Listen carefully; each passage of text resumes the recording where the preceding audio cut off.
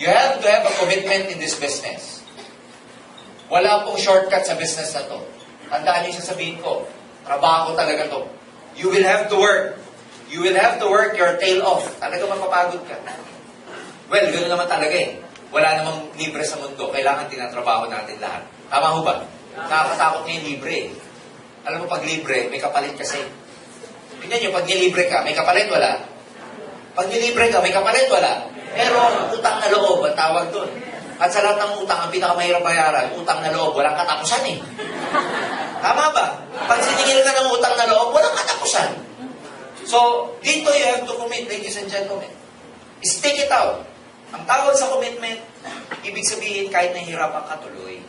Yun ang commitment. Kahit umuulan, di ba pag may commitment ka, pupuntahan mo pa rin. Pag sinabing commitment, ito yung kahit na napapagod ka, napupuyat ka, tutuloy ka pa rin. Kasi commitment mo na maging successful. Para bang pag-aasawa. Sa pag-aasawa, meron yung commitment na sinasabing, di ba? For richer or for poorer. In health and in sickness, till death do us part. Tama ba? Ganon din dito. Sabihin mo sa in global. In richer and for poorer. Ha? Ano niya? In sickness and in health, till death do us part. Ha? Yan dapat ang commitment ninyo. Yung hindi kayo hihinto dahil nahihirapan lang kayo. Dito kasi, maglalabas ka talaga ng effort. Tsaka magbibigay ka talaga ng time. Kaya ako, believe me, alam ko na kagad yung mga downlines ko before, nung very active ako sa networking. Alam ko na yung downline ko kung sino yung magsasucceed at saka hindi. Based on their level of commitment. Kunwari, pag may pa-training, pag may downline ako, hindi dumadating, isa lang ibig sabihin nun, wala siyang commitment. Okay? Kunwari, papatawag mo kasi magbi-meeting kayo, hindi darating. Walang commitment. Yun eh. Ito, di ba, sa good learning attitude, dyan mo malalaman eh. Pag may downline kang hindi nakikinig sa'yo, maniwala ka sa akin. Mahihirapan umangat. Attitude ang problema ng mga taong gano'n. Sa isang tao, pag ang problema mo attitude, ang hirap i-correct. Yung tinatawag na may attitude problem.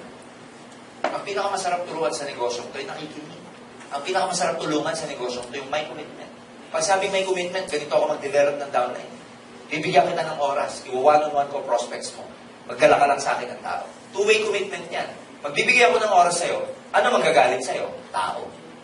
Ang hirap naman na magbibigay ako ng oras sa'yo para mag-one-on-one sa grupo mo. Pero ikaw, wala ka namang nire-recruit. Ang tawag doon, wala kang commitment. So makikita mo, ang level of commitment ng tao based on their activity. Pag wala silang activity, napakababaw ng commitment.